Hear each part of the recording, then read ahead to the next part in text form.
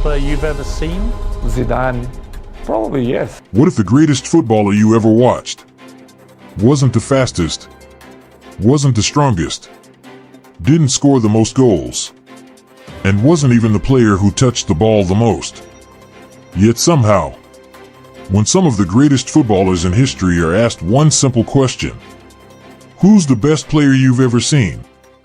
One name keeps appearing: Zinedine Zidane. He's just the coolest guy. I was around him and I was a little bit like, for the first time I felt like I was a bit more. Not once, not twice, again. I think manager is more for defensive players, a part of Zidane. Because I was going to say, he was quite good, wasn't he? And again, and again. But here's where the story gets interesting. These aren't supporters looking back at old highlights. But the goal I would like to score, I like the Zidane goal in the final with the left foot. These are players who actually shared the pitch with him, players who tried to mark him, players who tried to tackle him, players who were specifically told, don't let Zidane turn. And yet, some of them still described playing against him almost like a nightmare. One opponent admitted that before facing Zidane, he didn't even want to get too close, because he knew what could happen if Zidane received the ball. Think about how strange that is. You're a professional footballer. You've spent your entire life preparing for moments like this. But what a player. I'm talking like free kicks, skill, left foot, right up, volley in the final. Oh, mate. You've studied opponents. You've trained to defend. You've played against world-class attackers. And still, one midfielder could make you think twice before stepping toward him. I was amazed by his quality. But why? Because Zidane wasn't simply beating defenders. He was making them choose. Step forward, and he could turn you. Stay back, and he could pass through you. Try to press him, and he could use your pressure against you. Send another defender.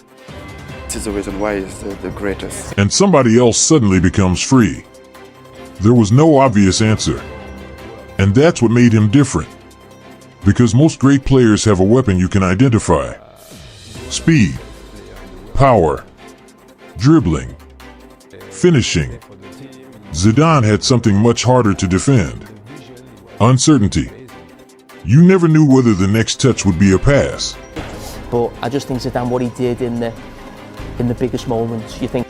A turn, a carry, or something nobody else had even considered.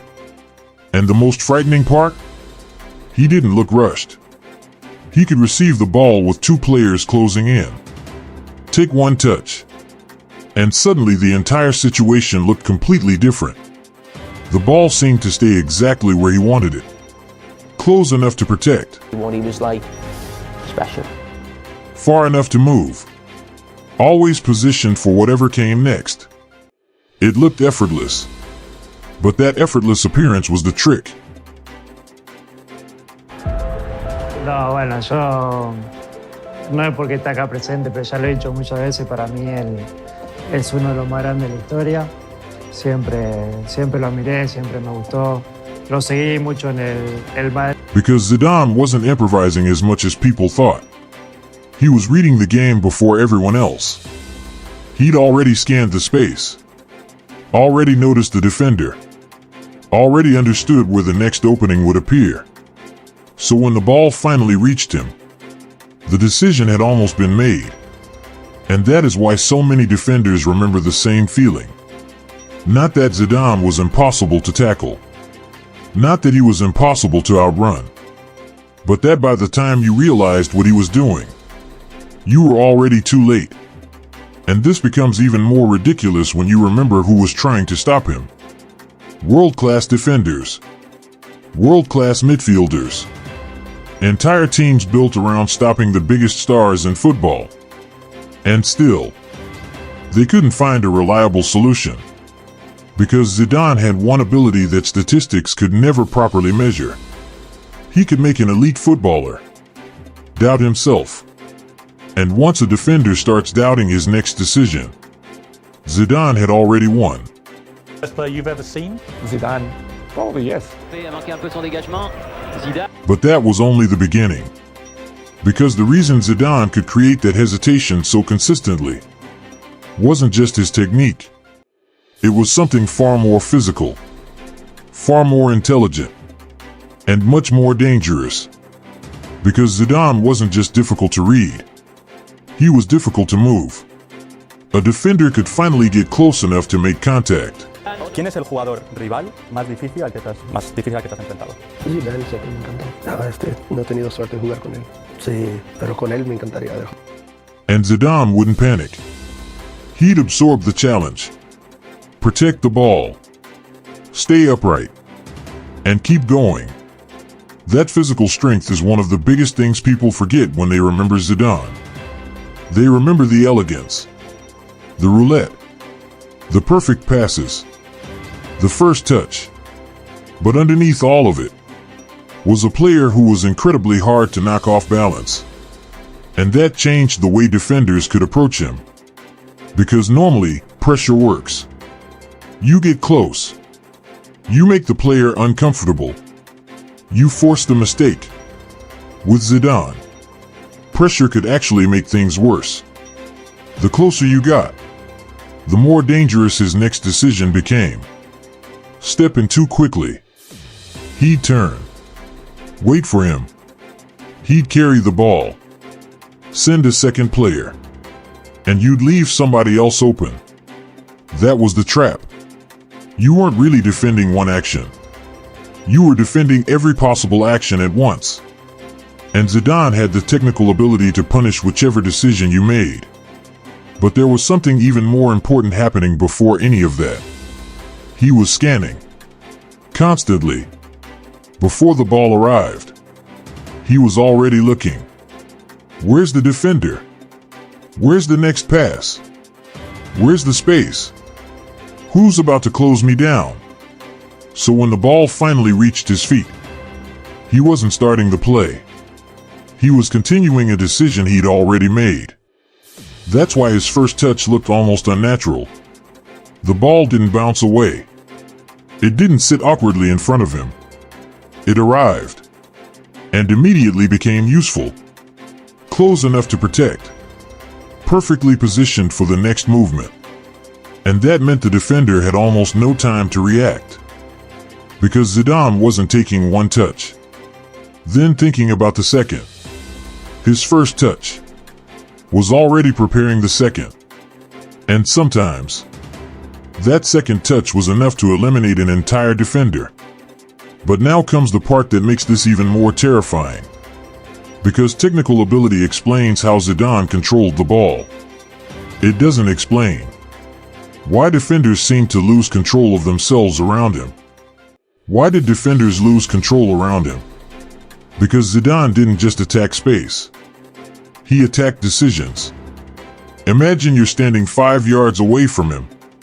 You know exactly what you're supposed to do. Stay compact. Don't dive in. Don't let him turn. Simple.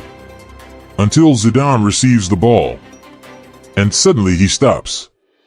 Just for a moment. The defender has to decide. Do I step forward? Do I wait? Do I block the pass? And that tiny moment is where Zidane becomes dangerous. Because Zidane didn't need you to make a huge mistake. He only needed you to make the wrong decision. By half a second. Step forward. He turns away. Stay back. He moves into the space. Look at the passing lane. And he changes direction. You weren't losing because Zidane was necessarily faster. You were losing because he made you choose first. And once you chose, he already knew what was coming next.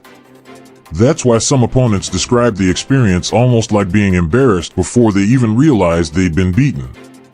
A defender would move toward him, and the ball was suddenly somewhere else. Another would try to follow, and Zidane would use his body to protect it. Then, just when the defender thought the danger had disappeared, Zidane would release the pass. 3 seconds. Maybe less. but the entire defensive shape had changed. And that's the part that makes his game so difficult to compare with ordinary dribblers. And once that choice was made, the damage was already starting. One defender steps out. Another shifts across. A midfielder drops deeper.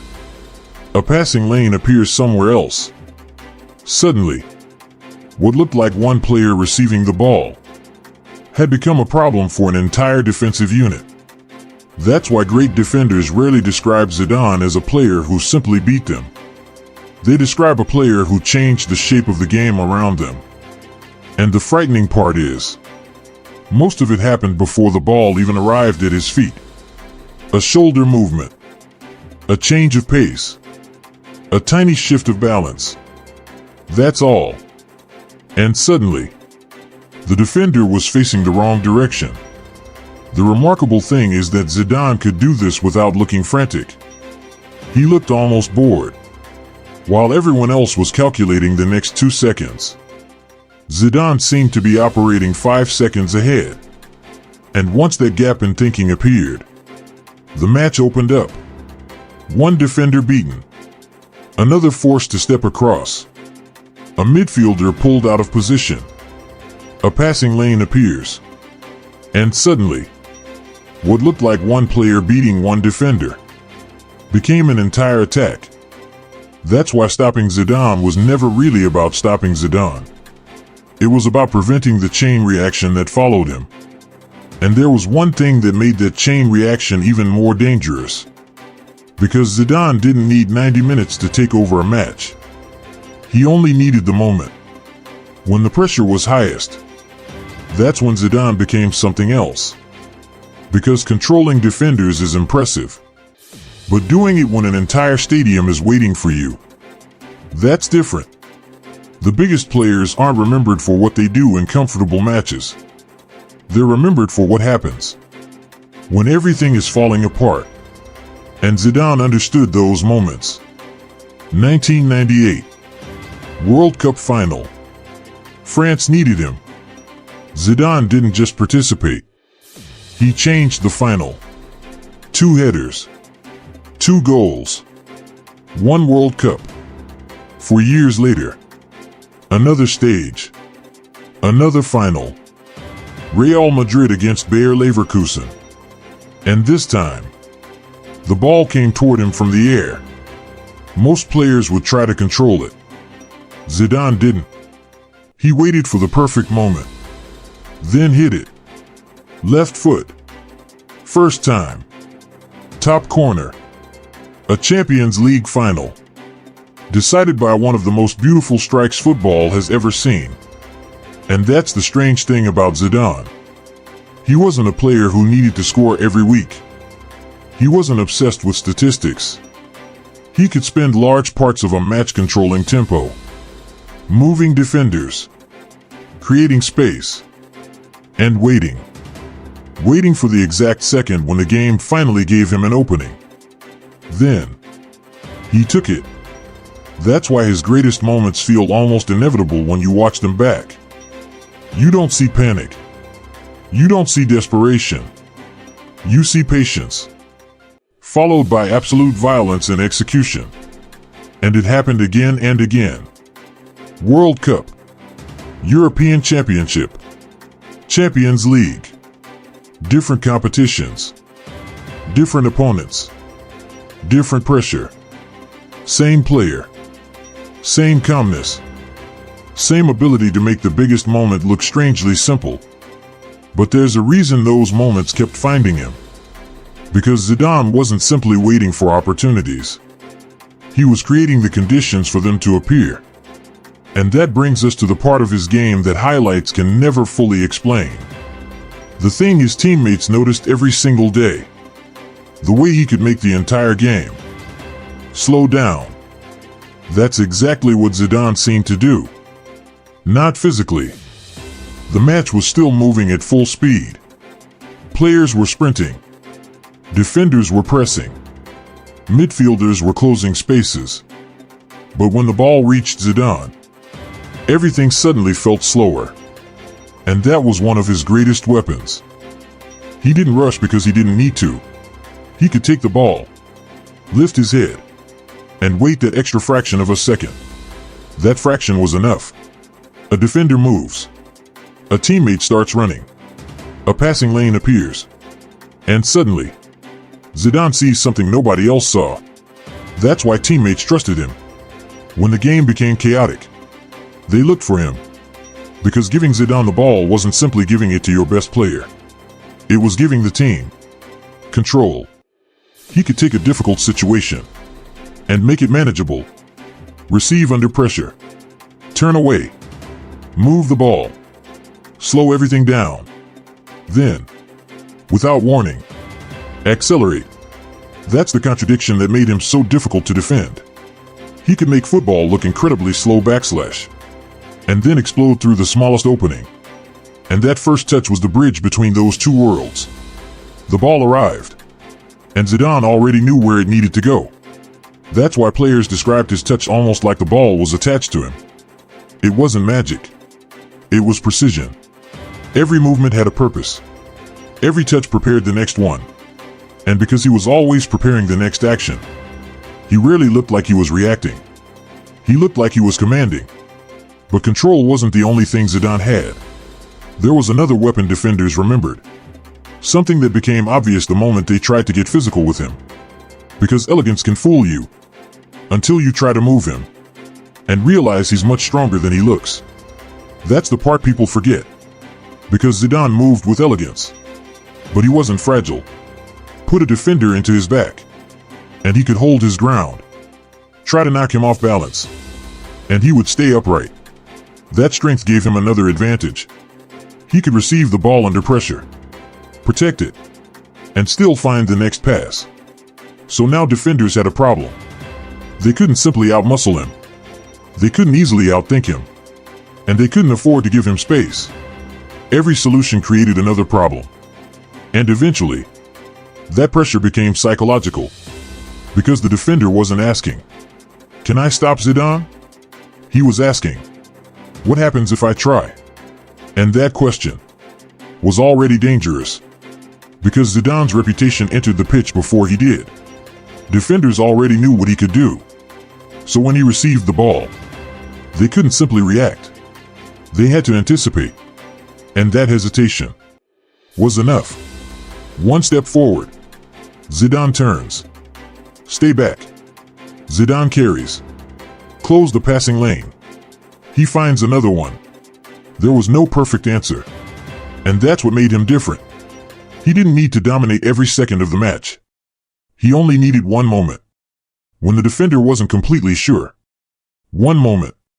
And the entire shape could collapse. That's when technique became psychology. And psychology became reputation.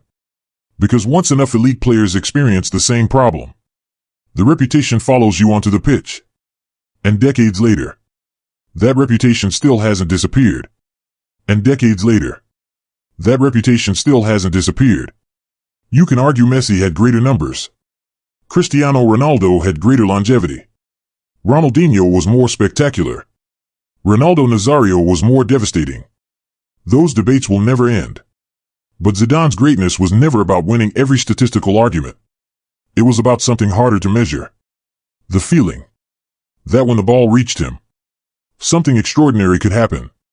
One touch, one turn, one decision, and suddenly, the impossible looked normal. That's why players who actually faced Zidane still remember him. But Zidane's greatness was different. He didn't need to be the fastest. He didn't need to score the most. He didn't even need to dominate every minute. He just needed one moment, one touch, one decision. And suddenly, the defender was reacting to a game Zidane had already understood. That's why, decades later, the same name keeps coming back. Zinedine Zidane.